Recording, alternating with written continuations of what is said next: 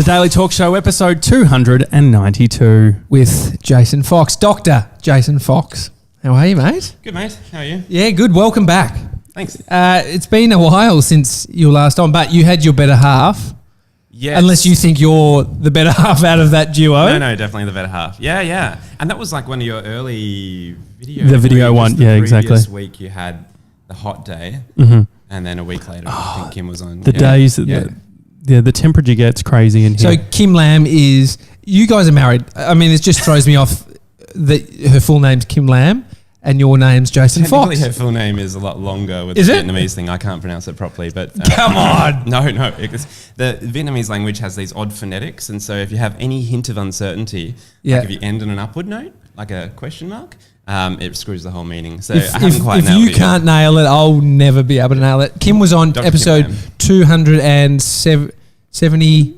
I just asked these guys to work it out. 73 Josh has got or it on his 76? phone. He's trying to let me... 273. Yeah. And you were episode 1... was it 99? Was it just before Hamish Blake? Or after, maybe it was 101 or something. 101. Yeah. And now you're back. 292. And so the doctor in Dr. Jason Fox, that's because you've got a doctorate in something. Is that how it works? In philosophy. Yes, that's right. Okay, great. Mr. 97, we've been talking about this pre-show. Yeah. He had a date. Yes. Yeah. And so you've sort of landed on an episode where we're in the thick of it. People have probably just tuned in as much as they want to hear you, and I think they should want to hear you. This is No, actually, what's more weird is your friends that have no idea who Mr. 97 is landing on this episode because they're in for a ride too. Because last night, Mr. 97 went on his very first date. Like, he's 19, never been on a date. This was his very first one, and we hooked it up. we did. Shameless girls did. Catalyzed it. Yeah. No, but I do like that. It's just like that was the end of that sentence. And it's like, and we did it. Yeah. It was us. But we thought you are the most qualified person to what's psychoanalyst, like to psychoanalyze? Is that something you can do? It's something you do, Josh. I don't think it's something that's ever appreciated, but many amateurs attempt it. Okay, great. I love a good amateur psychoanalyze. No, I think it's good. So I will just say a few observations about Mr. 97 yesterday was that he dropped the ball. Oh. And I say that in a loving way. It wasn't just him dropping the ball on a normal day. It was a day that his first date was about to happen. He left the camera out. He didn't lock the cabinet where we keep the camera. He left the lights on. All the gear was left on. He was freaking out because he was only a few hours away from his first date. So we thought this could be a good opportunity. We had the debrief in regards to the date. Yeah. And we thought that you were in a great position to have a good 5-minute chat with Mr. 97 to have a bit of an I don't know if you could use some of your... what's the different side? Just very quickly, this slight side note: different schools of psychology. When people say Freudian,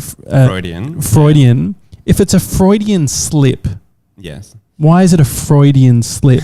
I haven't gone in deep into Freud, but like my understanding is that you make some sort of accidental sexual innuendo that relates to your relationship with your parents or some sort of like historical thing. Really? So, yeah. I feel like I use it all in the wrong way. I might have just quoted that in the wrong way. No, but I think, okay, that's interesting. And so there's different types of so that's one school. Yes. What are the Going others? deep, like India past. Yeah, exactly. Yeah. Aetological, they call that. Which we were only going to give you 5 minutes with Mr. 97, so we probably can't go into his past. Sure. Yeah, so Freud's off the table. What are the other forms of sort of ways that we can look at the way that we think? So think? many schools of thoughts. Like there's Adlerian psychology, which is more teleological. So that means more about what were your intentions or goals or objectives and how that shaped things. Oh gosh, we'll get into philosophy, narrative, and all sorts of things. I think that the boundaries between different domains of thought are fairly nebulous. So we'll just have a dance for 5 minutes and see what emerges. And so if I just quickly on the psychology thing, if I'm trying to find a psychologist, I know that when Brie was finding one, she definitely wasn't thinking about, is this person a Freud, is Adlerian or whatever it's called. Yeah. The thought usually is, can I get subsidised for this expensive one-on-one and session. I think it's increasingly more important in this modern world as we experience more and more alienation and the fragmentation of our own sense of personality and self through social media and all the other distractions. So what to look for in a psychologist? Yeah. I don't know. Just do you feel comfortable? Can you hang out with them? Can you just open up in a natural way without them seeming to rely on some dated dogma? So do most psychologists say, I am of this school? Not so much. I'd be a warning bell if they said that. Yeah. I think they would be more. A good psychologist would be listening to you, be really curious, and just be offering new perspectives or ways of seeing things. And so if I ask that question of a psychologist, like I'm just trying to think of like if you've got a car and there's different ways to service the engine, I might want to say, I actually only want them to do it this certain way. Is that me being a control freak to say, hey, I need to know exactly what sort of technique you're going to use? It's okay to say yes. Well, yeah, possibly. I mean, it would be going into it with a whole fixed notion of what you want the method to be. I mean, let's just like little caveat. My background's in philosophy rather than psychology. Yeah. But I think just a general looseness to this, teasing it out, seeing what works, seeing what seems to work. That's probably the best approach. Okay. What I'm drawing the connection between is finding a psychologist and Mr. 97 going dating. Very similar things. Yeah, exactly. Like, you got to test out. You got to build rapport. You got to see how you interact. Nice yeah. And so One just costs money. The other doesn't. Well, I think philosophy is a good place to like. I think looking at this whole dating thing from a philosophical lens. Is nothing more practical. Yeah. Yeah. And well, you're a thinker, and Mr. 97 is a thinker. So I think maybe you could untap some of that sort of inner thinking that's going on. Rich and confusing. Did you have in WA? Did you have like enter scores or anything? Yeah. Did you do okay? Yeah, I did okay. Okay, because we did. Tommy and I both weren't great, and I don't have one. Yeah, right. And it's so I was going to throw you under the bus completely. We've actually split up Josh's between us. We've got 20 each. Yeah, exactly. It's horrendous. Perfect. Yeah. No, but it's so interesting when you are growing up how much importance is put on that number. How much emphasis parents seem to put on that. And I'm not. Yeah. It's an odd psyche and dynamic nowadays, but I don't know how relevant it is compared to what it used to be. What did you get? 88 was my... right, let's bring in the most intelligent one in the room on paper. He doesn't have a degree. You do. You're a doctor. But it's WA. So the thing is, the WA standards versus Victorian. I don't know, like from a... I feel like WA might look down upon Victoria. A lower number, yeah. I was trying to save face for Dr. Jason Fox. All right, so we're going to give you 5 minutes to chat to Mr. 97. Jason, you jump into my seat. Yeah. Mr. 97's going to come in. We're actually... Great. Go on, this is the easiest podcast This is great. Mr. 97? How you going? Yeah, good, mate. Wow, so this is exciting. Thanks for stepping into the office. So, first date. What I'm so curious about is what's the... Thank you. I want to get a sense of, like, how were you physiologically before it happened? Yeah. And what were you imagining would play out? Or what you were hoping for? Yeah, sure. I think going into it, I was a little bit nervous about it. I think leading... Where did you experience the nervousness? How did you know you were nervous? Heart rate, definitely the heart rate. Yeah, the heart was pounding a little bit, but I think it was actually all right because I got there and I was more excited than nervous, which was great. So it sort of like reframed it, which was cool. Yeah, and that's a great technique anyway for everyone, like reframing nerves into excitement or anticipation. So, like, what were the Did you feel that you had a narrator, or were you editing yourself, or did you feel quite in the moment when you're there? Nah, the sort of the night that it was just like relaxing and chill. So it was, nothing was forced. It was just sort of, I could just go with the flow and be myself. Yeah, really? It's cool. What do you think made it relaxing? Just it being just like preparation or... Nah, just it being like a whole open environment. And also having his dog with him. Oh, yeah, that's right. Because they have animals in like retirement villages and aged care. Because apparently when you pat them, it helps people down. So you brought your own... Yeah, I brought my pup. But it was just doing normal things like going out, picking up food, that sort of thing, going shopping at the supermarket. So you started off at the supermarket. Yeah. Okay. And so why were you at the supermarket for your first date? I mean, we picked up some food for dinner. Oh, right. Okay. Yeah. Okay. Yeah. And did you have in your mind like little ploys like, I'm going to pick the organic stuff and I'm going to show how progressive I am? Nah. I sort of just went with the flow. I didn't want to overthink anything, so I just sort of went with it. Yeah, just putting in anything in the trolley. Yeah, like Tim Tams and stuff. Yeah. No, it was all healthy stuff. All right, what were you cooking? We were going to do Mexican, but we just made wraps with beans and stuff. Oh, why did you when you say just made? Oh, yeah, well, it was just a bit easier, yeah. Okay. Maybe it's good point. Hang on. 2. There we go. Mr. 97, is it worth pointing out the fact that you didn't ask the dietary requirements beforehand? No, it's not worth it. She may have been vegetarian. Okay, she may have been vegetarian. Let's go back to the philosophy of this. Yeah. All right. So like, what have you made this mean? Like, this is a funny thing. First, like in Western society, this is like a milestone from the masculine lens, which I think there are some healthy components to, but we don't want to dial this up too much and become toxic masculinity. Yeah. So the next, like reflecting on this, like, how do you feel? What's changed in you? I've probably developed more confidence from it. Yeah. Just doing something that I've never done before and something that put me in lots of discomfort is just push my boundaries heaps. So yeah. Right. Okay. So so when you say lots, like, so more confidence, what would it mean? How might you approach things differently in the future? Probably not worry about it as much. Just sort of go in with excitement instead of reframe that as excitement. What were you most worried about? Conversation. Yeah. It was great though. It was she was lovely. So yeah. What about conversation? Was fine. Just not making it too awkward. How would you make it awkward? Not having enough to talk about. I don't know. Oh right. Yeah, something like that. Yeah. Yeah, but nowadays got it covered. Yeah. Okay, so what's next then? What's next? I don't know. Maybe another catch up. I don't know. Okay.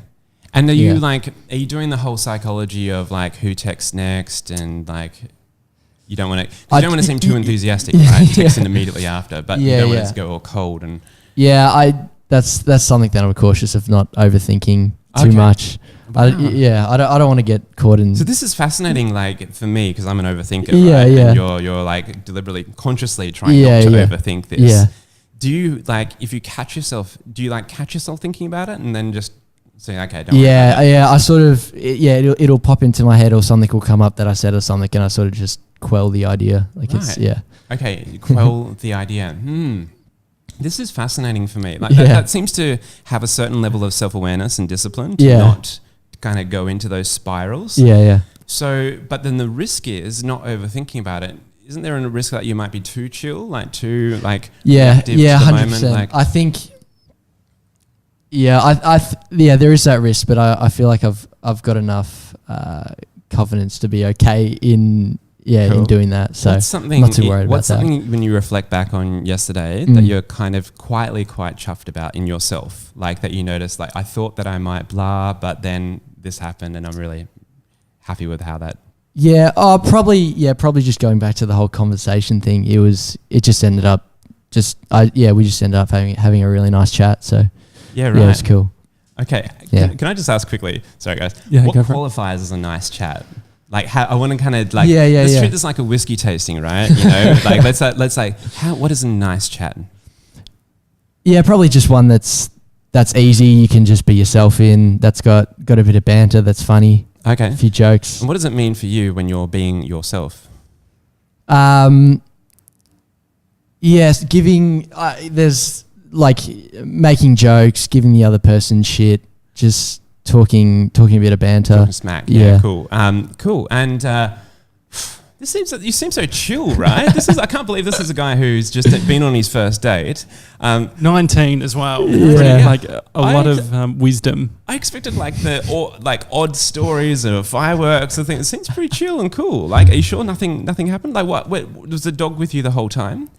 What's your dog? Yeah, Abby. Abby's cool. my dog's name. Yeah, she was stressing out a little bit. She was right. She was she was going from she must have known what a big deal this was. Yeah.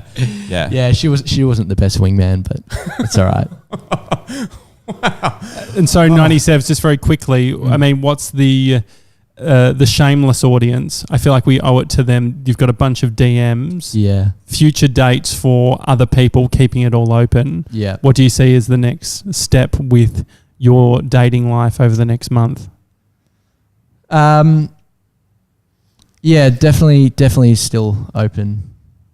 Open for business. Yeah. Okay, great. Yeah. And so you'll probably message, you haven't messaged Sharon yet? No. Okay. I will do. Okay, so you got to probably message Sharon because it's been, I think 12 hours is a good period of time.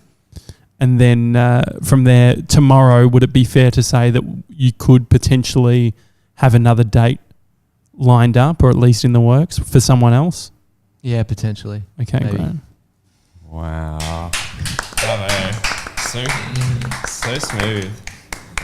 What up, Mr. 97? The chill thing. Flabbergasted. Yeah. And what was do you remember what your first date was like? Jesus. I would have had like so many narratives. Like I would have imagined all these different scenarios of how things could have been. And it would have been back at 19, I would have been like heroes journeying it, like looking for opportunities to do something kind of significant or that kind of like real signifiers of my character, and totally overthinking it. And then in the moment, kicking myself for like shit not working out as I thought it would, and then being solely disconnected from the moment, not really present, not experiencing flow and stuff like that. It seems like you've bypassed all that awkwardness and you've landed on a space which is quite natural. Yeah. It's so interesting. Look, Mr. 97, since I've known him, seeing how I perceive him and how he might perceive himself, it's so fascinating, the thinking about that awkwardness and thinking about it's so out of the moment to be thinking about the moment, because once it's like if you're a painter and you're just flowing, it's like you're just connecting to it, where it's like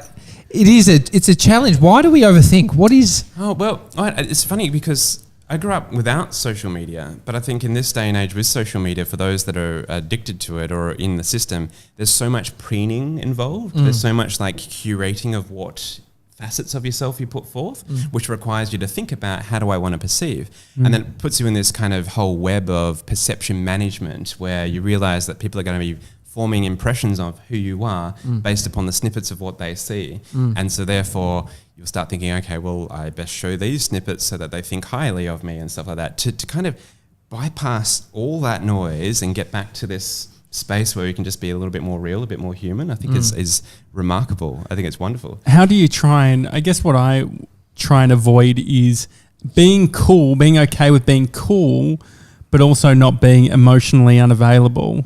So saying like, would there be any feedback to Mr. 97 that potentially there's a risk in, it's okay if things don't work out? I think that's a really astute observation. And I would say that it's like Mr. 97 could afford to possibly show it's pretty vulnerable coming up and like doing this whole experiment. This is great. This is like Married at First Sight where they do the experts coming in, but just go hard because they do. Yeah. And I feel like something you've got more credentials than them.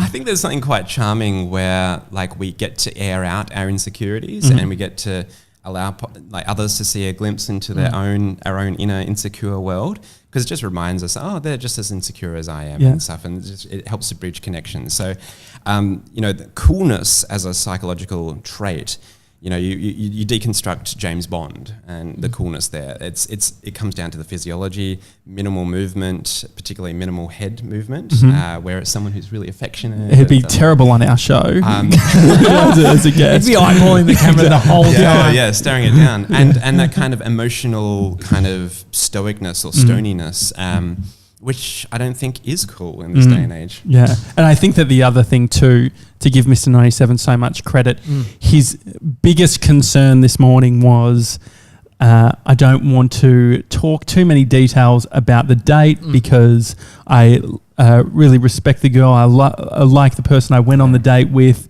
and I don't want it to be, he's emotionally available about his story, but I also think there's a self-awareness of knowing it's like, actually, this isn't just my story. This is also Sharon's story. If there's one way to grow confidence, it's exactly what he's doing. Opening up about his experience and his feeling. Yeah, totally. Like being vulnerable, it's commendable. Yeah. Like that was one of the most awkward interviews I've seen. For no other reason than you're talking to a kid who's just gone on his first date. Well, no, other reasons too. No, seriously. But it's him doing this is not easy. Yeah. No, not easy for anybody. I think what we're seeing here is a nascent form of neo-masculinism. And this is like, there's this kind of new brand of masculinism where you can be manly without there being that kind of toxic overtones where it gets taken out of hand. There's this kind of new reforging of what it means. And I love how Mr. 97's been such a gentleman about it. And there's been some respectful boundaries, but also a willingness to open up and play it. What does when you think about toxic, I can't even say the whole phrase, toxic masculinity, where within that whole conversation, there's a lot of people that have these trigger words where they'll shut off and it doesn't end up becoming productive. Are there other phrases or ways of describing these things that can actually get more to the people who have these traits? Yeah. I tend to academicize this. I think a good thing to remember is that anything can be toxic in high enough doses, right? So even water, you drink enough of it, you can die. So it's that, like, how much of a dose of a particular thing gets too much where it actually starts to become unhealthy. So there's this kind of macho bravado, there's the kind of men catching up and having beers and stuff. But if that then turns into something that's exclusive, if that then turns into something that emphasizes the differences between men and women too much, if that becomes too wrapped up in the story of what masculinity is, and people start seeing too much specialness in identifying as manly and masculine and stuff like that, I think it can then lead to alienation for others, discomfort, artificial power asymmetries. It's I don't know. It's a long story short. I don't know what the other is. Well, how do we as two blokes doing a podcast, how do we avoid the toxic bit of masculinity? What I reckon you guys do really, really well is you've got this combination, this both and of being totally yourselves, saying things as you would, and also maintaining open curiosity and the willingness to learn and to be like, to accept that, we look back on our past selves and sometimes we say shit that the current selves wouldn't say now, knowing what we know now. Which I think you guys are demonstrating this ability to have a vivid and live, what academics would call a proto-synthesis. So by that, you know what a prototype is, like a working model. It's not finished, it's just like a rough type. And a synthesis is like where you synthesize all these different strands. So what you guys are doing is synthesizing all the experience, all the conversations you've had, all the knowledge you've gained into this kind of prototype, which is ongoingly a prototype. And I think that your willingness to be yourselves and to be open to changing and evolving yourselves is... I like that. I just imagining just this new human reforming within what we're doing. Talking out loud and talking through your thoughts has been the thing that has, I feel, developed me most rapidly in the last year and a bit. Yeah. And the other thing that I think you guys have done really well here, there's this thing, a book by Nancy Klein, I think it is, called Thinking Environments. And one of the principles of a thinking environment is that you have permission, almost this inherent permission to think in draft. So you have the ability to share your draft thoughts. These aren't your final positions. This isn't your stance. I hope not. It's constant draft thoughts. And I think that in this day and age, people are so scared to share their draft thinking because you don't know if it's going to be put viral on the internet and then used against you, or you used as a point to defame you or taken out of context. And so, but I think you guys are demonstrating this kind of vulnerability and willingness to put yourselves out there in draft form, which is super special. Well, you've got someone like Joe Rogan or someone like Sam Harris. Sam Harris is an academic, and he said on Joe's podcast, I can't seem stupid because my brand is the complete opposite. Like, I'm researched, I'm educated. How do you find that with your brand being you're an academic. You've written books. Yeah. I don't know. Can you delve into our world or? There is a funny psyche going on for me personally. I've got the Dr. Jason Fox brand character. You guys are speaking to Jason Fox at the moment. I make a distinction because in the writing, the Dr. Jason Fox is quite wizardly, and sometimes when I appear on stage, I bring a certain hubris and almost an aristocratic arrogance to the performance, which is coupled with this kind of humble, insecure version of Jason Fox. What I would like to do is to have people, I think there's a lot of narrative. There's a lot of smoke and mirrors when it comes to expertise nowadays. And what it is often just people trying to make sense of the world. And if we emphasize more on our thinking, our reasoning, our rationalizing, how we come to certain perspectives and conclusions, and less about, oh, this person's an expert, they have all the answers, or this person's a source of authority, I think that we'll get into a better space. And so I try to demonstrate the blend of authority and approachability at the same time. I think that's the thing that I even think about doing this type of content.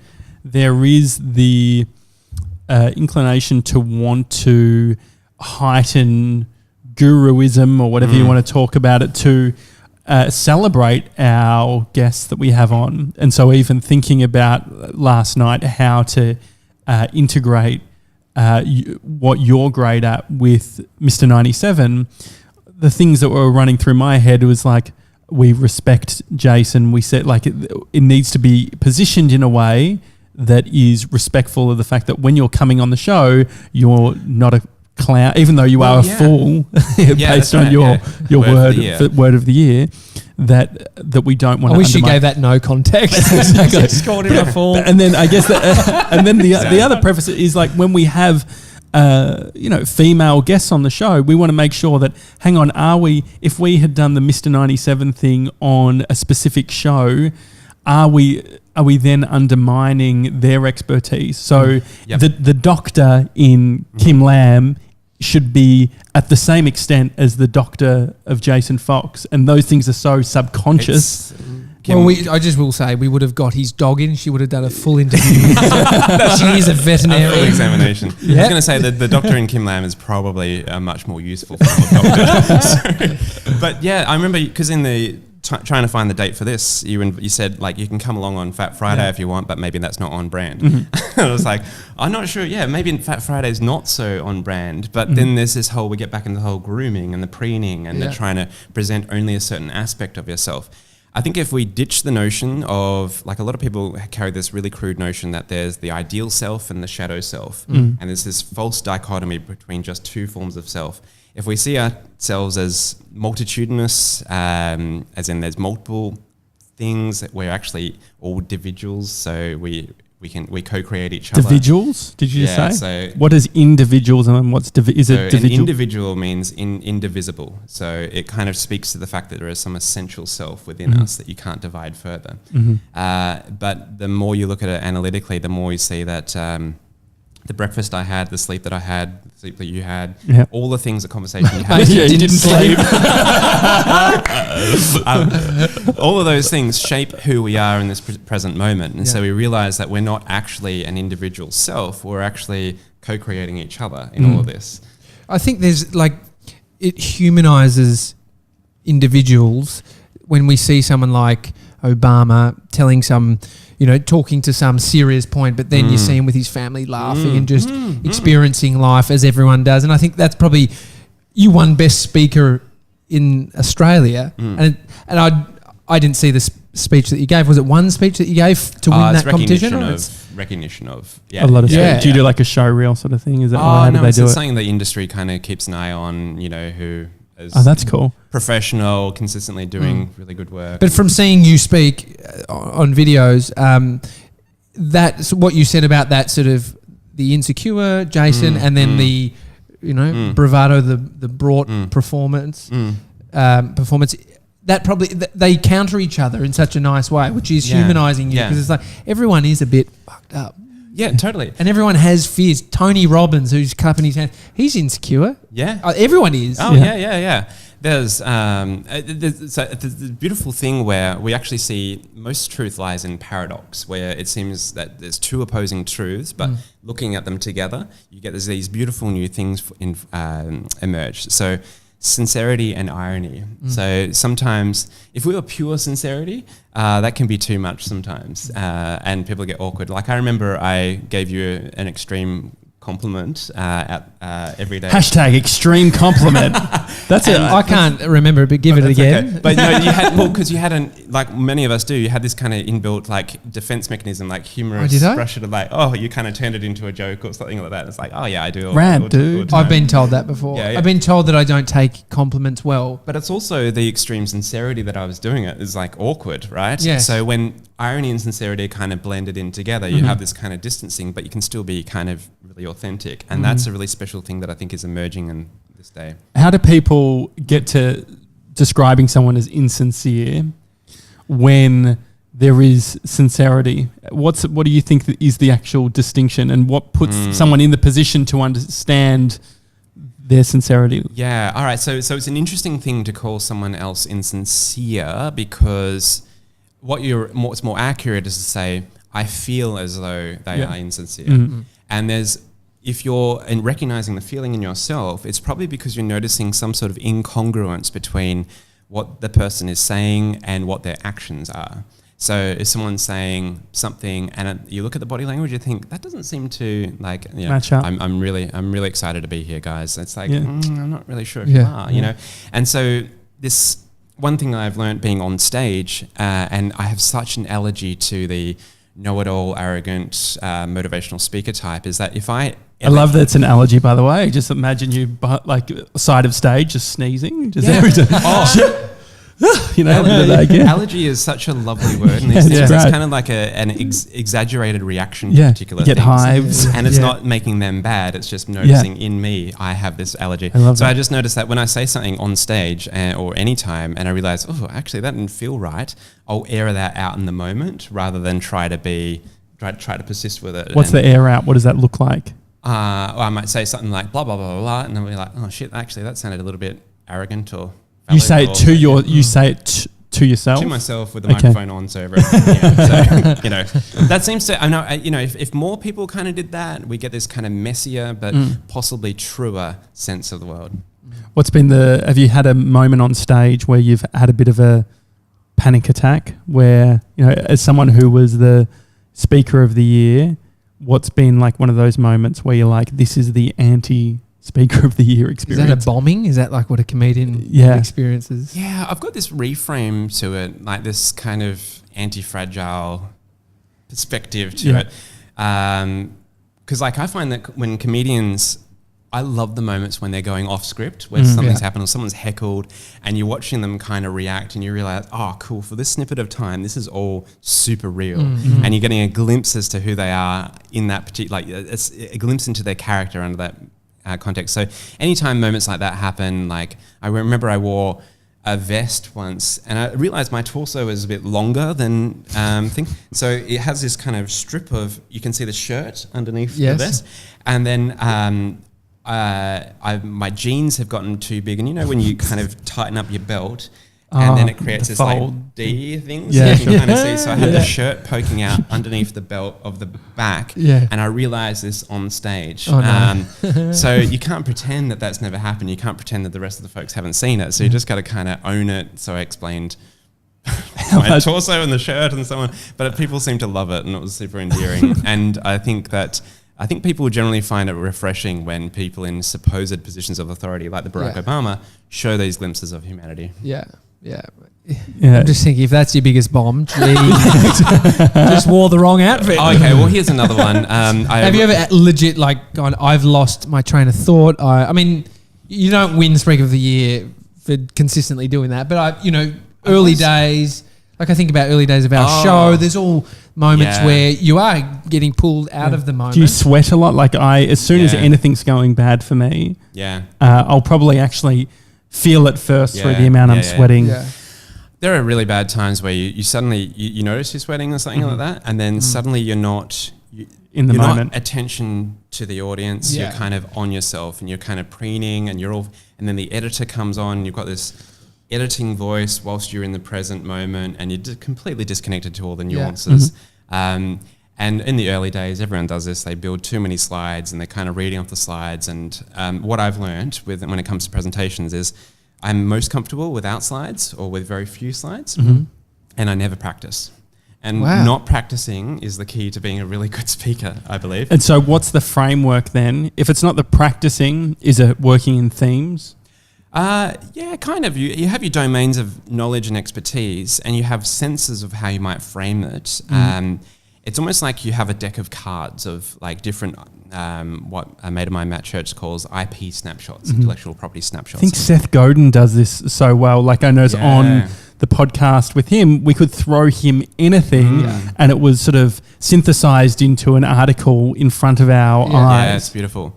Whereas if you practice a presentation and you've kind of got it timed and you've practiced it a few times, when it's real time, you are so primed to notice something that's wrong. Like it's like, oh, this moment is not going how I practiced, therefore I'm not doing well. Whereas if scrap all the practicing things, just know your stuff, get up there, be present, is a much better pathway.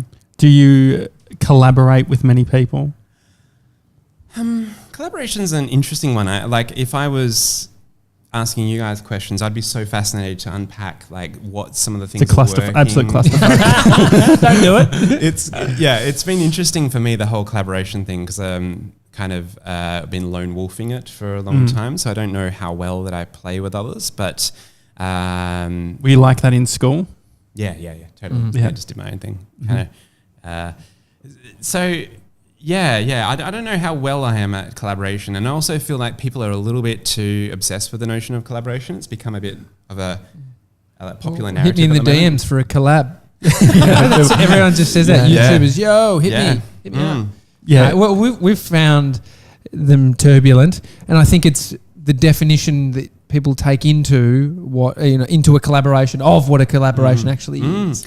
Well, it might, I saw this scale once where there's like contracting, cooperation, collaboration, and co-creation. And co-creation is fun. This is where like things are flowing and it's just co-created. I don't know the distinct nuance of what collaboration is, but a lot of people think collaboration is collaboration, but it's really like either contracting or cooperating.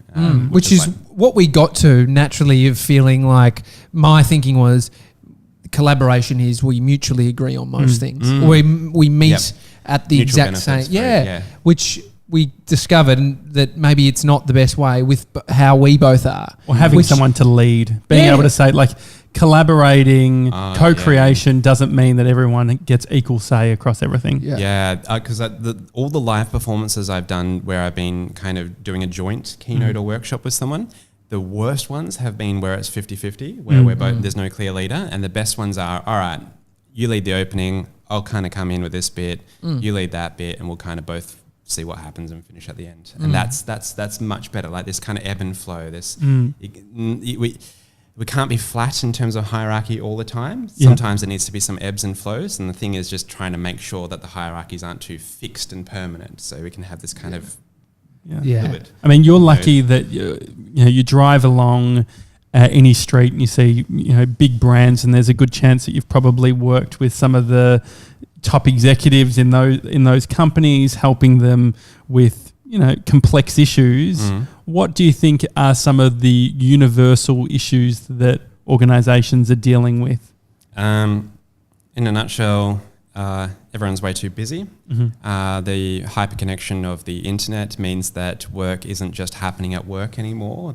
People are working at homes, they're on their phones all the time. As a result of this, people are kind of feel that they're time poor and don't invest quality thinking into important topics, and they find themselves continuously doing things that provide a rich and immediate sense of progress, which could actually be a delusion of progress. So checking email, firing off emails, hosting meetings, doing all those things just creates all this busyness and noise. And the question is this moving us closer to future relevance? I'm not sure. I've just slipped into no. What's the how do you measure the other bit? So I guess like when you're working with big business, the stakeholders want to be like, okay, how are we going? And you've got a number of metrics that you could use. How does the measuring align with the new way of thinking of maybe not sending as many emails as we are? Yeah, I think that we need to loosen our grip on metrics a bit. I think we become a little bit too metric obsessed. And this also relates to people that are overly optimizing their lives. They've got apps for every single thing that they're doing, and they've got all the numbers. That can work, but it can also get to the point where you're actually out of the moment and you're missing key things and you're not actually enjoying yourself. So loosen the grip on the metrics and create spaces to do more qualitative sense making. I'm not saying that metrics are bad, but sometimes we need to just check in with each other. Like say for you guys with this thing, you could be looking just at the numbers, right? But I'm sure that they're on the screen over there. We were just But I'm sure that in amongst that, you also have moments where you're hanging out thinking, what if this? Or maybe we should do this. Or I know that you get particularly excited because you'll have conversations with different people asking what they think. And if they say, not sure if that's a good idea, you'll be like, awesome, this is a great idea. Absolutely. And so I guess the hard bit is intentionality and consciousness. In some regards, don't you think it relies on measurement in being able to... So when I think about being unconscious, it's not being aware of what I'm doing. It's not having sort of the key marks along the way to milestones to make sure that I'm doing the right thing. How do we stay conscious, intentional, without having to know that this is how many kilometres I walked today?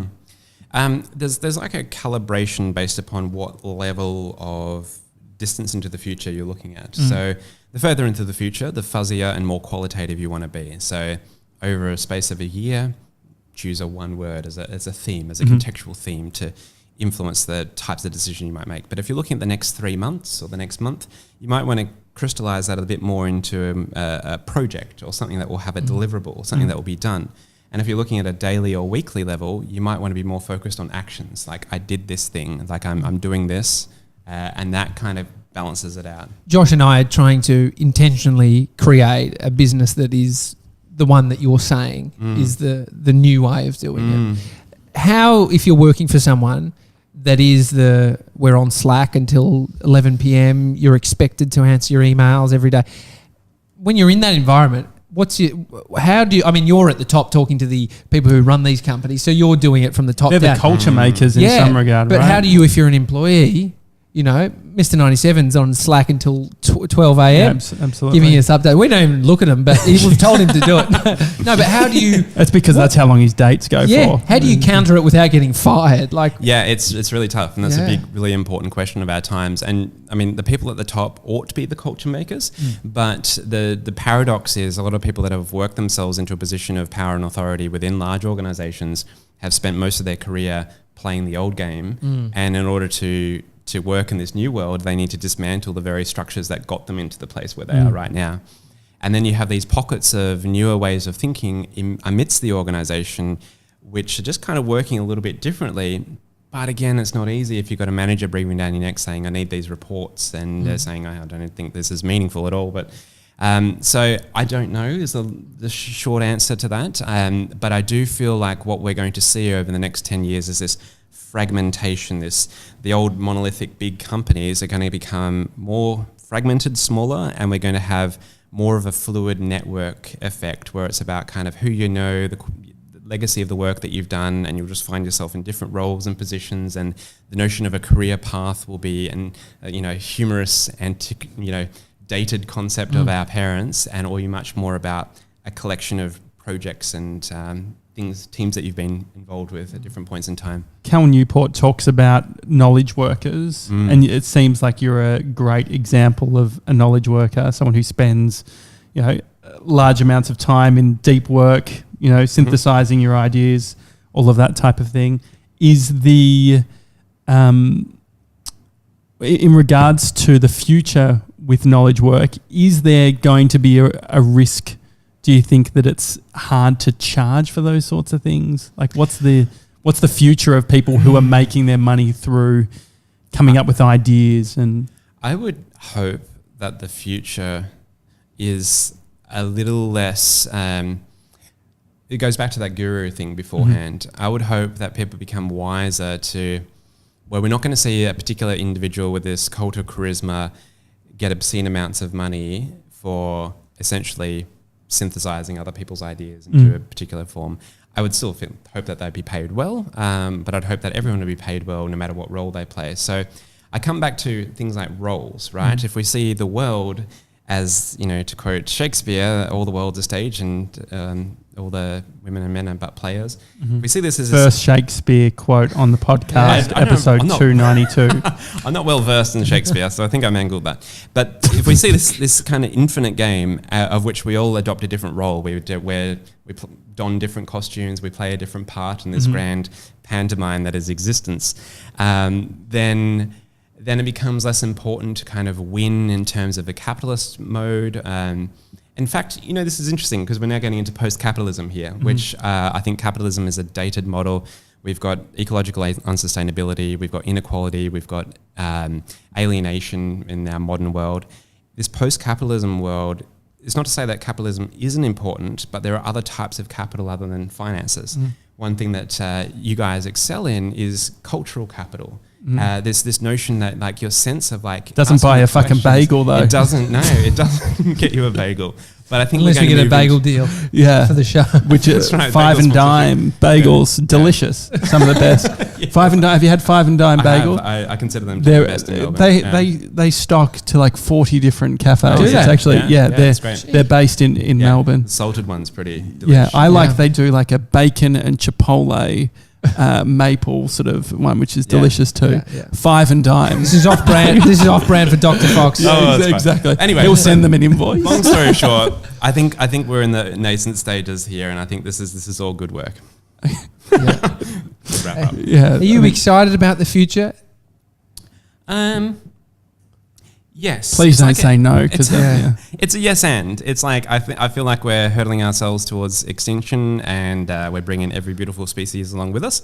And at the same time, just to simply default to that would be rather unsatisfying and bleak. So yes, infinite possibilities and wondrous opportunities offered by the internet, people co-creating with each other amidst a backdrop of concerning doom. I mean, what do you think about whenever I do things that are life changing for me, like big steps in life, I think that I start to go into the overthinking mode of being like, oh, what does it all mean? When you recently bought a new place and all that process, does it go through the back of your mind ever where it's like, Kim Jong-un could fucking blow all this shit up soon anyway, and so what does it all matter? I can just imagine you sipping a long black, just thinking about that. Yeah, that's right. But could you imagine? Like, but the thing is, it's like, what's it all like? It's a weird thought. Yeah, but it is. But it's also like, do we really like? What's property going to be worth if there's World War III? Yeah. And I think all of these are kind of really mature thoughts to be having. We just don't need to stay in there. There's this period of going through where you recognize the meaninglessness of things, but then, and that can be bleak, but then you realize, but there's still meaning. We can't help but make meaning out of things. So even though there's a backdrop of meaninglessness, we can make things mean things, which means that we can actually, ultimately, if we take all these trappings aside, we know that suffering is real. And if we can align our efforts in a way that reduces or mitigates suffering in the world, we're doing something of meaning. Your latest podcast episode, you were talking with a friend. It's not Amanda, it's Amantha. Yes. Nearly. Got there. Very good. You were talking about that you were having thoughts of the commercial viability of your next book, which you identified as the wrong thinking going into an endeavour. Josh and I talking about the podcast and the brand we're building out, and we have conversations about commercial viability or making money from the thing we do, which I kind of feel like we'll work it out. And so we're not spending all our days trying to work out how to monetize everything. Yeah. What's your thoughts on things that we need to make money and we're spending a lot of time on this thing, but it's counter to think about the money. What have you tackled? How have you wrestled again, this? it comes back to that beautiful paradox, and I think that you guys are doing this so well. Like, it inspires me, the way that you guys go about this. So we don't own any property as well. That's another thing too. So I just put a preface of that. Or bagels. I am. All right, so academic speak, what you guys are demonstrating there is a type of meta-rationality. It's a situational meaning making. So it's anti-fragile. It's It's where you're approaching things as what Nassim Taleb, the author of Antifragile, would call as a rational flaneur. A rational flaneur is someone who kind of makes sense of things as they go and kind of puts pieces together, rather than the tourist, which will map out a very, very specific plan of everything that needs to be done. And usually ride on a red bus with exactly. Yeah. Exactly. And then this plan might be beautiful, and in a traditional sense, you'd have these business people say, "Oh, good plan," but it can also be very fragile. All it takes is someone to get unwell or something to not work, and then things collapse. So I think your approach is really quite sound. I think your distrust of whatever the conventional narratives are around what you should be doing is also very wise. There's this, you guys spend enough time in this world to have a sense of things, and you can kind of, everyone can tell this kind of sense that, I feel like they're kind of selling out a little bit, or I feel like the cracks are showing in terms of their integrity to the offering, and that kind of intuitive sense checking. If you guys keep that alive and not, and this is a risk, I remember reading Jason Fried, the co-CEO of Basecamp, 37 Signals, had a chapter about how they don't have goals. They never have goals. And he recalled the one time that they did have goal for Basecamp, a certain number of users by a certain time, it led to them doing all sorts of things that in hindsight were brand damaging. Like they pushed sales, they offered discounts, they did all these things just to rush to meet some arbitrary figure. They took a bagel deal. That sounds like a good deal. But we'll take it. So yeah, I think the approach is good. Unfortunately, it's hard because you're in an emerging pioneering field, there aren't other reference points to easily point to. But if we sense it based upon your protosynthesis of everything I think that the way you guys are going about it makes sense, or at least I'm saying that because I hope that the way I'll go about writing a book that's not commercially viable makes sense too. I mean, that idea that you're the second or the underdog, like there's always the examples of the Hungry Jacks or the Optus or the Pepsi, and being the second player, and how that gives you the ability to innovate and be cheeky and to do things in a different way. The fear that I have is, I guess, the more we go on, the more that we can sort of, the more people that listen, the inclination, we then tend to start asking the questions of like, we've got more people listening, we've got more to lose. We need to be thinking about, are the new audience, are they going to be resonating with the stuff that we spoke about 6 episodes ago? Should we be changing? How do you stay true to your plan when you start to move up the chain from that second position? Yeah, that's a beautiful question. There's a philosophy that I try to hold on to in that success is for losers. Yeah. And the notion that be very distrustful of the notion of success, because as soon as you consider yourself successful, you have something to lose. And so this happens. I was chatting with a friend who just got a deal with a bagel company. signed with a literary agent, based in New York, and she'd then written more chapters, but the chapters, her agent said, hang on, this has changed. I signed you on because of this type of writing, but now you've gone all formal and stuff. And as soon as you think, we've got more listeners now, we've got to do this thing properly, you might lose some of the magic that got you here in the first place. So a tentative thing, I think if the metric is more, or the focus is more on progress, are we doing better than we did before without it being fixed on a particular thing? That might be helpful. What is better? I guess that's what we're trying to define. Is it's like, for us, it's the hybrid, it's the proto-synthesis, I guess, in some way, where it's like we want to get we see ourselves as not the smartest people in the room, and so the idea of bringing the dumb and the smart and all of that stuff together. I know it's putting labels on it, but from a way of being able to describe it, I mean.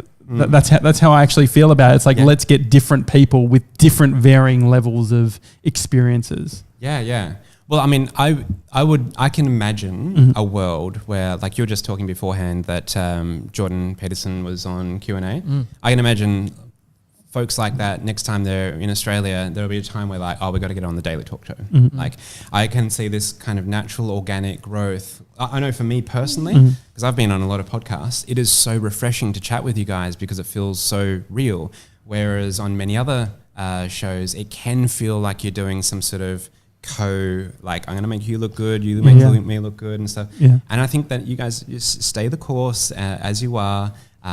You know, I don't know. Yeah, because there will be a bunch of people. You've got a magic thing going on. Yeah, because I think there'd be a bunch of people who would see our shtick where it's like bringing them in to interview Mr. 97, and if we got Jordan Peterson, could you imagine Jordan Peterson? That'd be amazing. Keep your shoulders up. Yeah. What does he say? Keep your shoulders. Tommy knows what he says. What does he say? Like a lobster or something. Stand up straight. Put your shoulders back. I love it. He's got, but there's also this thing he's where already got great posture, Mr. 97. They would not say the best core I've ever seen. Yeah. But there's also this thing like this within organizations in the corporate world. There is this dearth of authenticity and congruence, right? And I can imagine, I don't know, there's something you're doing. I'm not sure how it translates, and I'd be very wary of business plans, but experimenting with little projects. All right, let's just see if that works over the next month or 3. And if that doesn't, we'll drop it. I'm glad it doesn't make sense to you because it doesn't make sense to us. Yeah. For you, Josh, you did your podcast years and years ago. It was 10 episodes. Yeah. Josh speaking. But think about the guy you were then to what we do now. Yeah. And was there a sense of thinking about what people wanted? What do you think the learning there was? I reckon it was an creative expression, and it just fit. And this is where I think a lot of people are getting into podcasting now, where it's like, oh, this is a great opportunity just to meet with people. Yeah. And so I think the hard thing is, as I go on and see more podcasts evolve, it seems like that's the reason that people get into the game.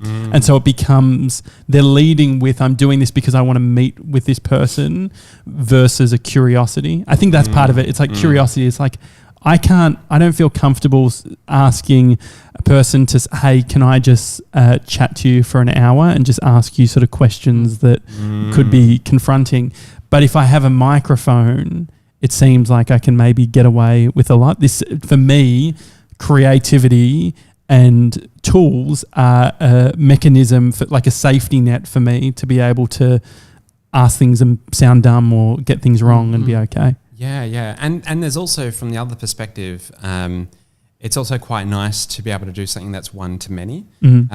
Whereas, you know, my inbox is overflowing with, not overflowing. I get people saying, oh, I'd love to shout you a coffee and pick your brain. And I think, it's probably not going to be the best use of my time for an hour. But if it's like, hey, I'd like to, would you like to be on the podcast? Because then they can ask me the questions, but then I know that the answer is going to help more than just one person. Yeah. I mean, I think that even how you and I, Jason, got in touch initially was through, I saw a talk that you did and I was like, we need a reason to collaborate. And I think that part of it is like at the beginning, these things aren't always clear. Yeah. And it's like do you have any thoughts around how to identify, you want to reach out to people, you want it, like how do you position it? How do you frame it to connect with people? Oh no, I wish I knew. I don't know. I don't know. And particularly without relying on social media too. It's because then what are you left with? An email channel. I'd say there was this one guy once who sent me an email and he had a little video that he'd put in there, totally personalized, and he had like the book and he just talked about, he did all that, like he stroked my ego perfect. hugely. And it was super effective. And then I caught up with him in New York when I was there. And I feel like, again, there's probably more that human vulnerability of making the effort probably helps with connecting with folks. There's so many things at play. Timing, when you slip into someone's inbox. How did you guys do it?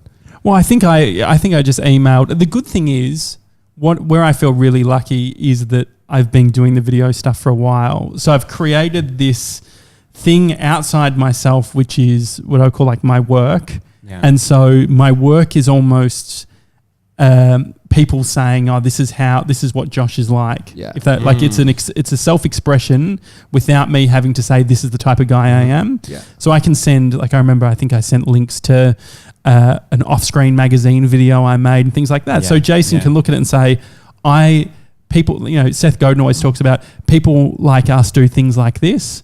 And so I think that part of it is it's a process in the email of like, how can I show you the similarities in each other? How can I show that we have similar taste? Yeah. There's that hence where we then get back into the whole preening, the fact that the internet has this legacy, these petrified snapshots of our past selves. that we can kind of influence and manage to some degree, but we don't also want to get too swept up on it. So you shared a few links. I remember I saw the video that you did of the comedian and stuff like that. Okay, Simon Taylor. Real that was and stuff. And then on the phone, and you got good phone manner. So are we talking about Mr. 97's date, or is that we're going into more details. So you guys recently, you put out a video that Josh and you collaborated, or what's co-created? Co-created is the. Yes. Sounds like we had a child together. no, basically. Yeah, it is the evolution of the day. We did co-create this digital thing, and when was it filmed? Was in June, July? No, June. Yeah, I'm trying to remember now. It was before I went away. It was the experience that I loved with it is your willingness to sit on stuff. From as a self-confessed procrastinator and a lover of thinking about things and moving things around, and it sort of becomes this game of chess where it's like a little bit slower. For me, it was like a unique experience that you gave me to sort of allow that process. Yeah, because when you started, Josh was like, I work best in sprints. So, you know, we'll kind of get this thing filmed, and within a few days and something, we'll have a working rough draft. But it took seemed to be over a period of weeks that the filming was accumulated. And then, of course, in amongst Josh being traveling overseas and all that, these little snippets and update. But the thoughtfulness that went into it is like, it's like the questions that you guys have on your show. There's Josh is there with the camera. And of course, I have in my mind a particular version of a narrative that I'd love for people to see. Look at this confident authority and stuff. But then I also have enough distrust of that, because if I was just to simply do that, if I was to create this myself, I'd create this thing that I would loathe and be not willing to share. And instead, I think Josh's incisive questions just presented a much more rounded and more human version of this of the approach that I take. And well, that's co-creation at its finest. You're actually putting trust in what he does. You're bringing what you have, but not saying yours is the way it was it a needs to really be. beautiful process, because I think a lot of the times when I've worked with folks, you know, you have a provider that is trying to like give the client what they want, but often the client doesn't really know what they want, and also if they think they know what they want, it's pretty often not really what they really need. So the trust thing is really, really handy, you know, to actually be like, all right, this is co-created here. I'm going to reveal bits of myself, and you can. Hang on, that sounded parts of my identity and stuff. And and it flowed beautifully. The funny thing is, I've got this wonderful short documentary. It's about 9 minutes. It's beautiful, so artfully shot. And like as from a videography or filmmaker perspective, it is beautiful, the kind of the lacing of the soundtrack and how the scenes thread, and how you've got these juxtapositions and these like little hints and stuff. It is a work of art. I am I'm beyond chuffed with it. Like it is so beautiful. The thoughtfulness that is baked into every single element of this is wonderful. And still, I find it kind of awkward to share, you know? I love it so much, but there's something funny about, hey, here's a short documentary about me and the process I take towards, doing a keynote. It was actually me doing, and I've mentioned it in my newsletter, but with a bunch of other things. I haven't shared it on LinkedIn, and it's there on YouTube, but I haven't really promoted it.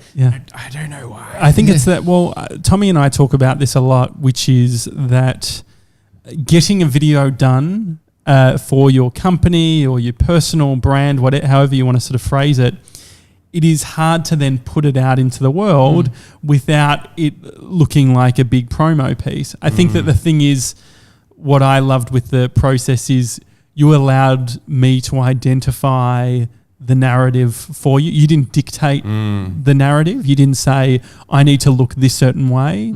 And so I had the framing of, I really like Jason. I want to celebrate Jason. I want to, and part of celebration for me is that we are these complex people, and that we're not just this like kicking goals all the time, but there's levels of, if you want to celebrate someone doing a talk, seeing their struggle or seeing their self-doubt actually makes it, I think, a lot more powerful. And you're also very good at protecting the integrity of that as well. Because I remember there were times where I'm like, oh, I've got this, like I'd met up with Josh, I've prepared these things, I thought it might be good to, to talk through the steps that I take, and I had it all written out, and Josh is like, oh, yeah, maybe we'll do some other things first. He kind of deliberately didn't go to the prepared stuff, and that allowed us to capture more of the real stuff. Yeah, well, if you think about it, it's like if you are right-handed and you're making a video that requires both hands to be used, it doesn't make sense to lead with the strong arm. And so for me, it was like I knew that you were comfortable in this realm of you understood your material, and I had no doubt that you were going to be able to nail it, because that's what you do in a presentation. So it's about, for me, it's like leading in the ambiguity, leading with the stuff that makes us uncomfortable, because then we can have so much fun in the other bit, which comes easy. Yeah. If you're listening to this, watch our YouTube channel, or go to our YouTube channel / The Daily Talk Show. We're going to put the video that we're talking about at the end of this podcast. Great. But before we get to that, you released a book. What's the difference between, like, in terms of how you felt? 2 books. Putting out the second book, the first book and the second book, versus this? Like, did you have the same anxiety, the same thoughts? Yeah, there's something, and it's, I think that we just need to get better at that. Like, you become a slave to your past self. I need to champion this work, even though my thinking's evolved since it's been published.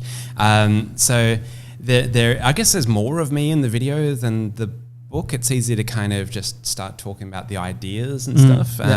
But you're actually seeing me on the screen, and it's probably all the primal awkwardness that we have with hearing our own voice recorded or seeing ourselves like, oh, is that what I look like? Is that what I sound like? So there's all that, but I mean, it's a beautiful video. I mean, I love it. The documentary is wonderful, and I'm just really curious as to what these odd psychological quirks are that kind of, but I think you're right. Like, I'm honoured. Thank you for sharing it after the video. It's lovely. It's so much easier when I can encourage other people to share it. Yeah.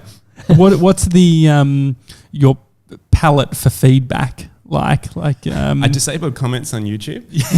Why'd you do that? So it's interesting because I'm haunted by these really old TEDx videos that I did. I just spoke at TEDx Perth like maybe 12 years ago or 11 years ago, and because it's got the most views, it kind of goes up to the top when people search. And then you have people kind of critiquing my thinking, my style, and so on. And it just reminds me of like a self that I no longer am anymore, and yet I know it kind of forms a first impression. Photosynthesis. That's right. Yeah. You're different to who you were 12 years ago. And we're different today to who we were yesterday. I'm pretty similar. You're wearing the same hat. Intimately continuous. Mr. 97 has had some serious. He's a different man. Changing. Yeah, that's right. He's synthesized. He's done. He's actually like downloaded. And so, but it's also, I know that when you publish a video with the comments, you're going to get a lot of the nice kind of generic comments like, "Oh wow, that's great, so cool," and there's a saccharine quality of LinkedIn where everyone can post any bullshit and people are going to come in and say, "Oh wow, so awesome." It's the circle jerk, which we spoke about on our first episode. I was trying not to mention it because I've been saying that term a little bit too much. But yeah, it's the circle jerk. And you spend enough time in the circle jerk and you realize actually there's a better way. Yeah, I'm exhausted. It's the equivalent of asking your family for feedback, isn't it? Yeah. Unless you ask my mum. Yeah. She'll slam me. No, but I think she's actually supportive. Yeah. And so where is the place for feedback in this whole process? Well, It's not on your YouTube video. Yeah. I have like I make a sign. I have wards against unsolicited feedback, or like people give me unsolicited feedback, and I've learnt to kind of keep it trapped in this nebulous field, so I don't actually take it into my psyche, because some of the feedback I'd get for my speaking was like, you speak too fast, you say and ah, you need to sound more confident, you need to blah blah blah and blah blah blah. And I learned that ignoring all of that stuff is what led me to get Keynote Speaker of the Year, and I know that often people feel the need to give advice and offer perspective that you haven't asked for. Or if I ever need to ask for advice or a perspective, I'll be very specific in what I'm looking for. So I might share a chapter And I might be something like, okay, I just want to, how does this feel? I'm a little bit worried about the tone here. I don't want to sound condescending or something. And then I'm getting feedback filtered through that lens rather than talking about the idea itself or...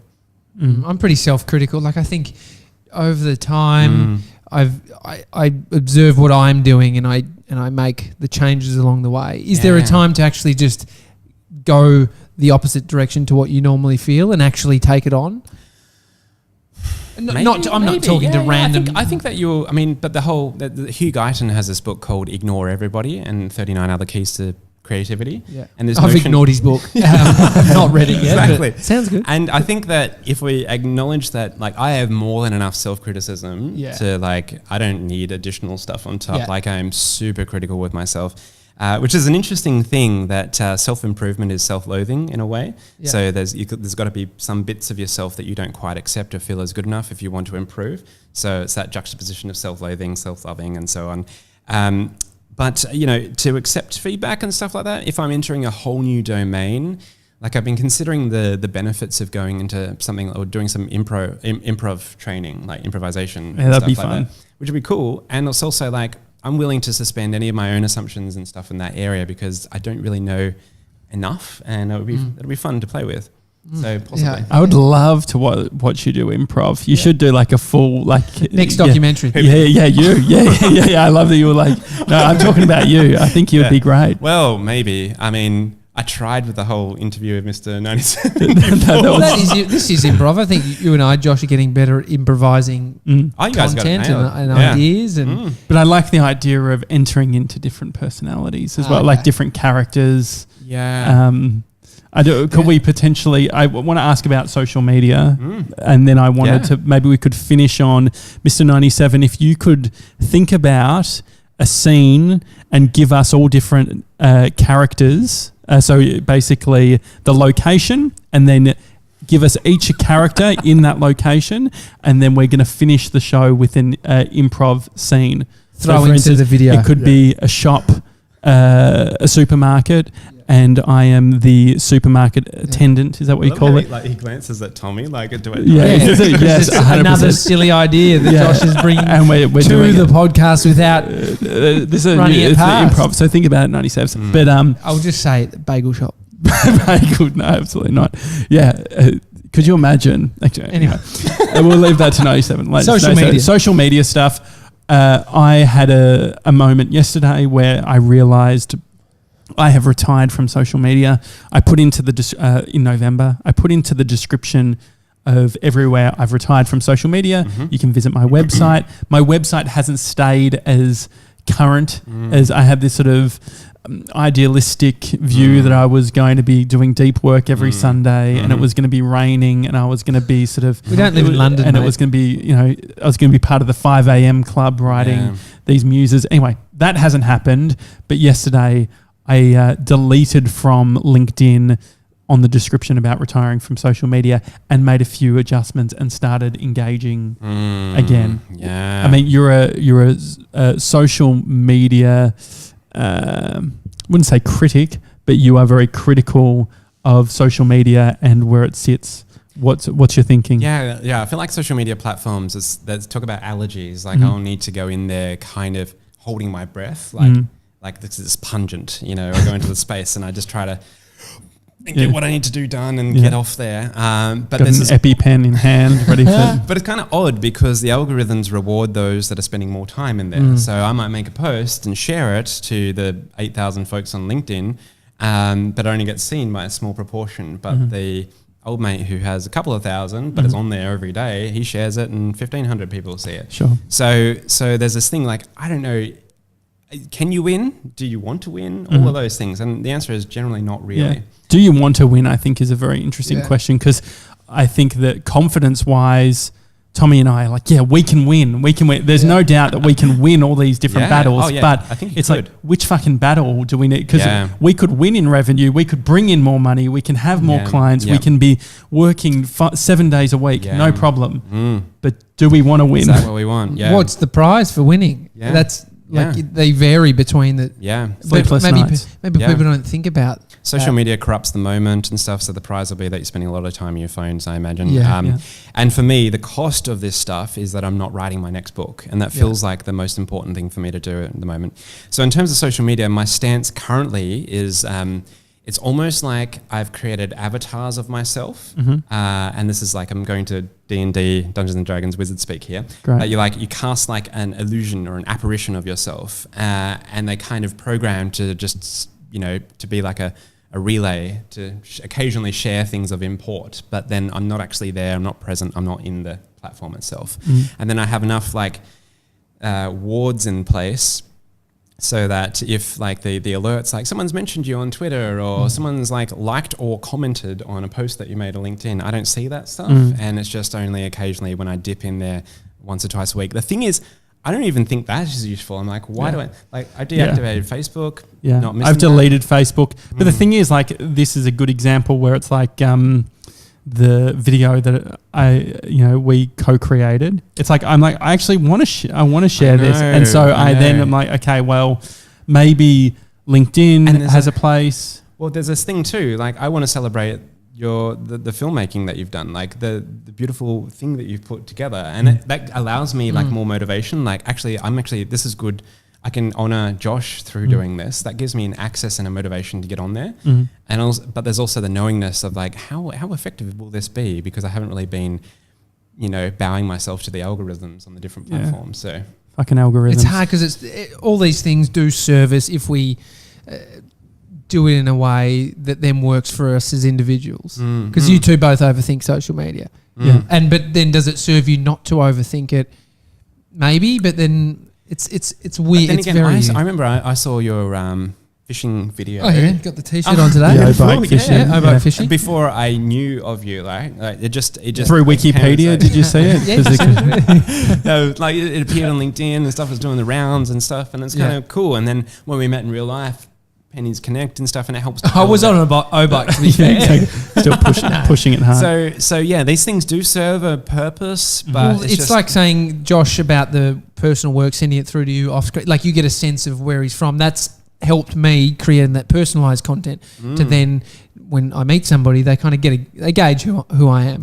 Could we do that? Could you have done that without social media? I don't think so. You don't think? I think I've been a really great networker, and I've had a huge network from when I was young, based on going out, speaking to people, my confidence, and just my love of having conversation. But it is heightened through social media. The risk is, right, you go all platforms and then you come a bit dilute, you're not really excelling at any of them, or you choose a platform to do really well in, but like what we've seen with Facebook, what's happening with Instagram, what could happen with LinkedIn, the rugs could be pulled underneath you, and this little empire that you've built, because you don't really own the media there or in the followings, one day you can find yourself in a really fragile position where it's disappeared. Because as we know, there's always a rug sale. Exactly. That's right.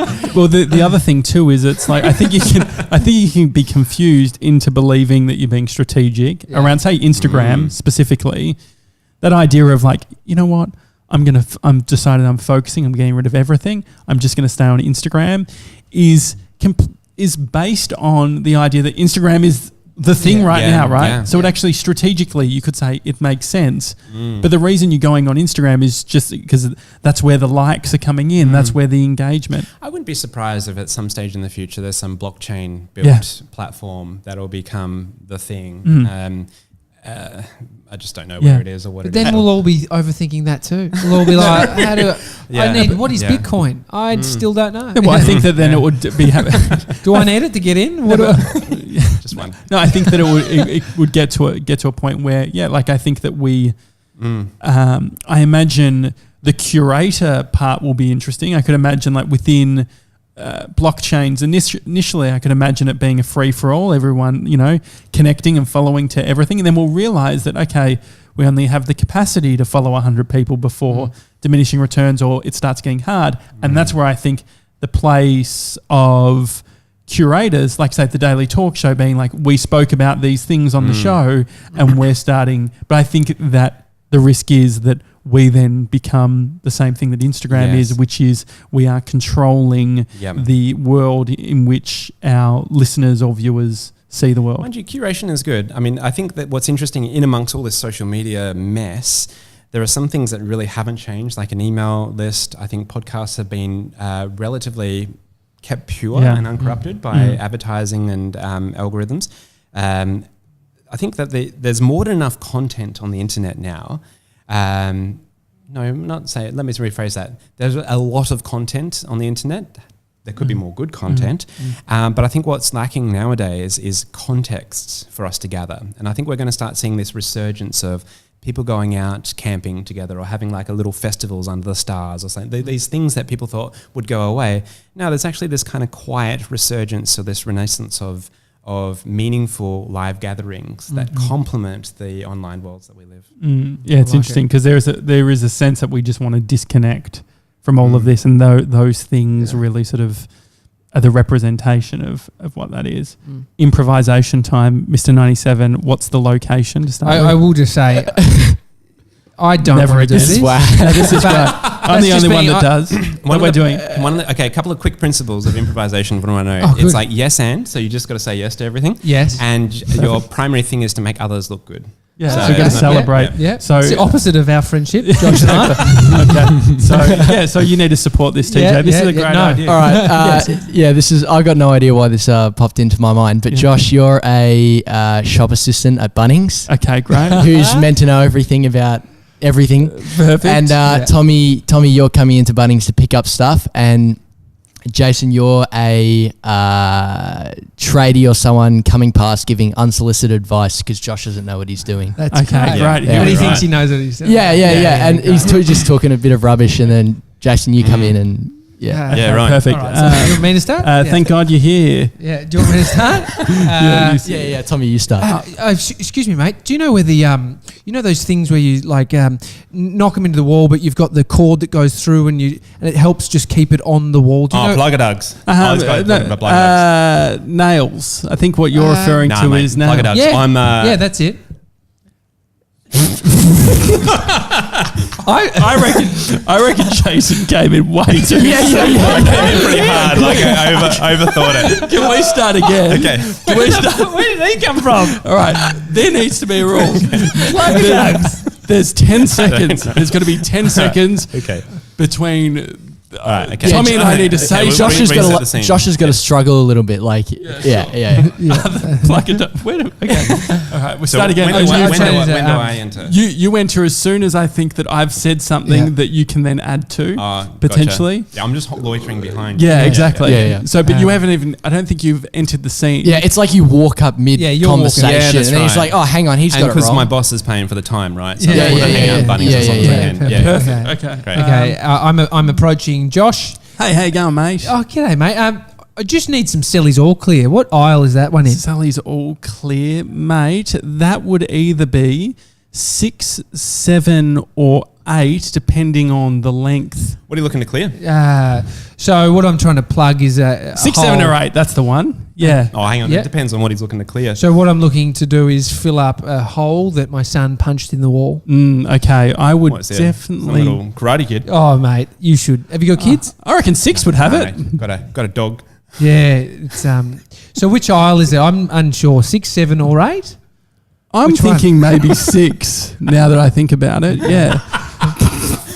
This is why I need to learn improv, right? I think it was hard. Yeah, I recken 97 fucked it. I think the bagel shop. I was thinking the whole time bagel gear. I Can can sense that Tommy actually goes to Bunnings. Yeah. No, definitely. I mean, I've been. What was the thing but I haven't called? needed Clear? Sally's All Clear. Oh, Sally's All There was Clear. an ad for it. Anyway, that's Sounds the Daily like a Talk Show. We facial- got to. If you're listening, go over to our YouTube channel and look up this episode 292.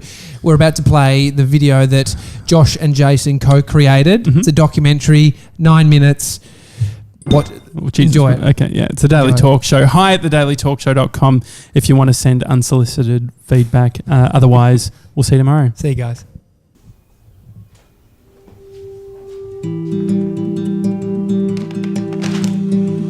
There's this thing with coffee, right? Even this pour over thing, you can get scales. I've got scales where you can measure exactly how many beans to put in, the grams, the timing, everything. But I find that the world is far too overly optimized.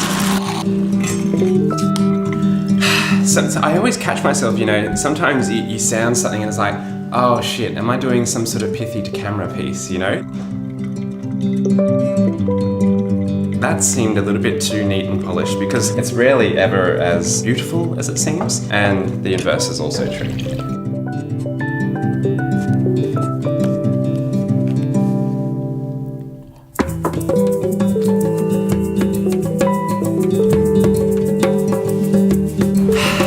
There's contexts that we can step into where we're more likely to manifest parts of ourselves that could be considered more authentic. I don't think we're ever not authentic. I just feel that sometimes in some contexts we maybe feel psychologically less safe. We don a particular mask or a particular armor or only show a particular aspect that we think will help us to survive in that particular world. Whereas more authenticity comes with comfort, psychological safety, and a willingness to reveal more of the parts of ourselves, even the parts that are in conflict with each other.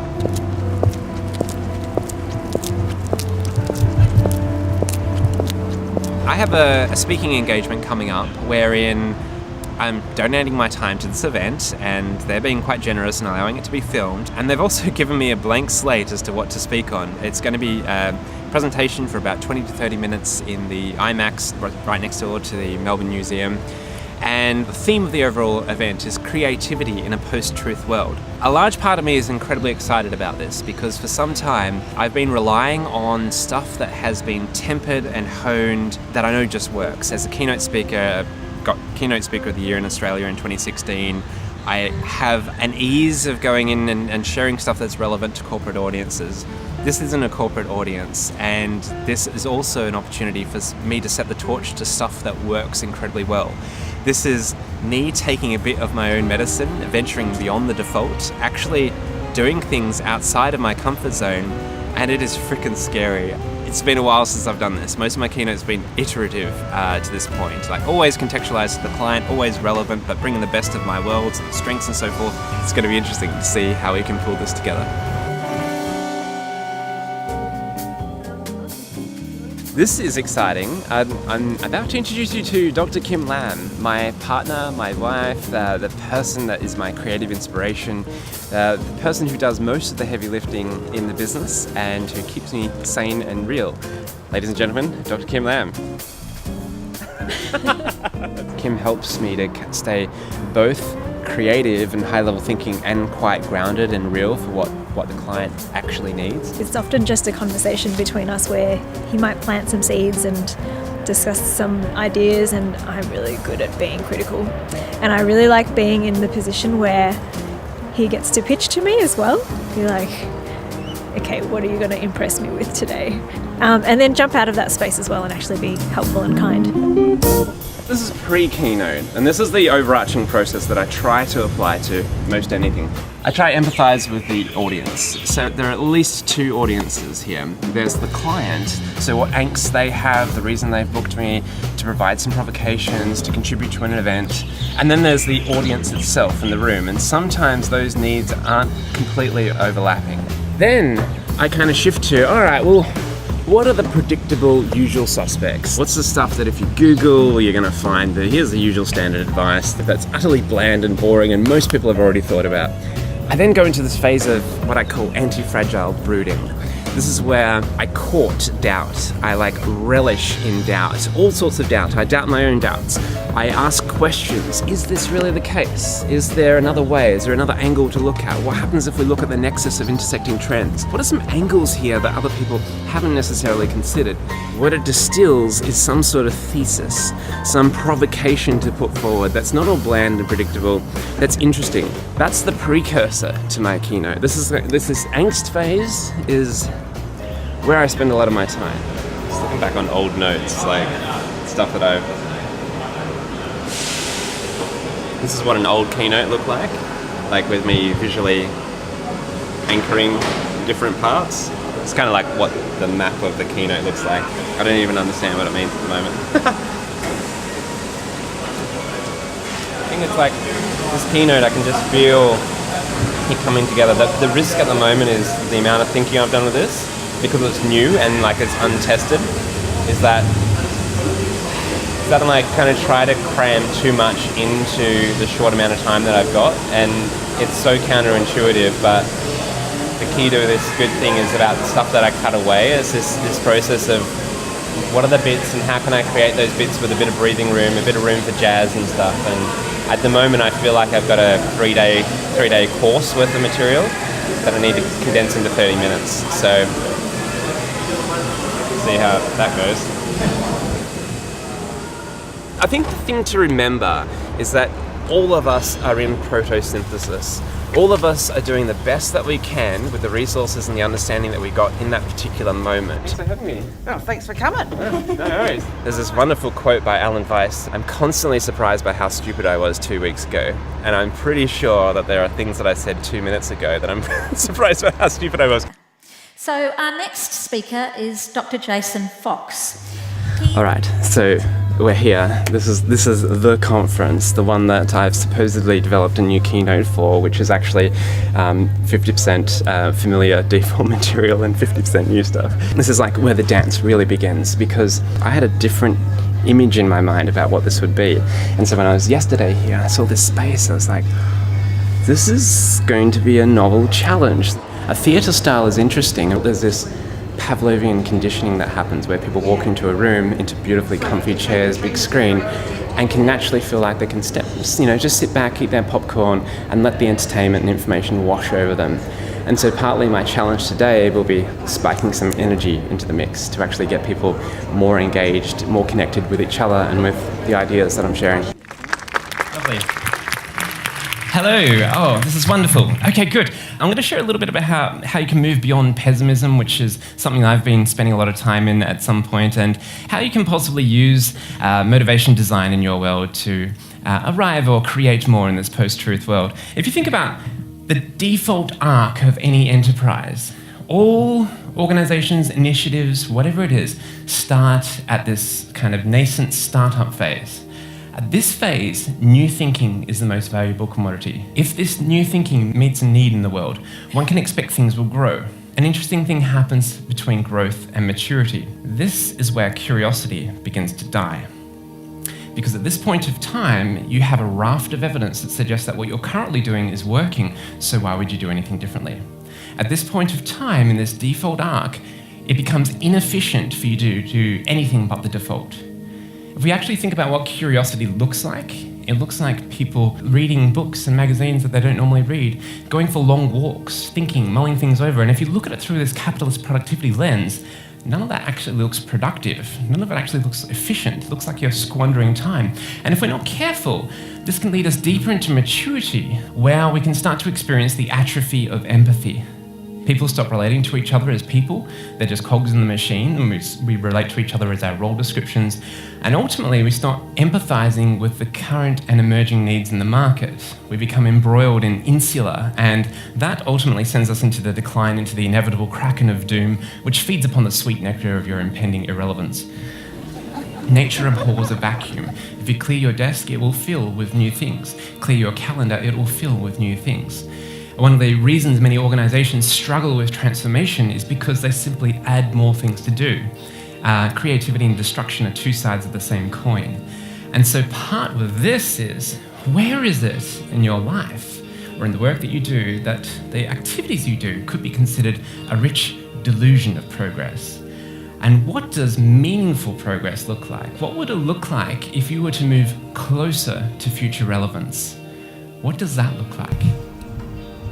I think that personally, there's a thing where I kind of went at super high stakes with this, and there's a risk always that when you're trying new things, you get caught up in your own stuff instead of serving what's there or working with reality. There's something beautiful about creating space for things to emerge when you kind of create the right conditions and the context for brilliant, unexpected things to emerge. Which is kind of partly how you're approaching this documentary, which I love. This had not gone out as I first imagined. I thought it was going to be, oh, look at that Jason, he's such a deep thinker, he's so thoughtful, and he knows what's going on, and oh, look how beautifully he served the client in that big room. It's so polished, and my gosh, is this guy enchanted? Is this guy an avatar? Is this the avatar of Hermes? Who knows? I thought that it would be like that, but instead I think what people are seeing is just a maybe, I don't know, I could be hallucinating this, but an earnest, thoughtful person trying to do some good work and be of service in a very odd game that is professional speaking, facilitating, and so on. Wow. Sorry, this is what's going to make it go viral, yeah? Cat video.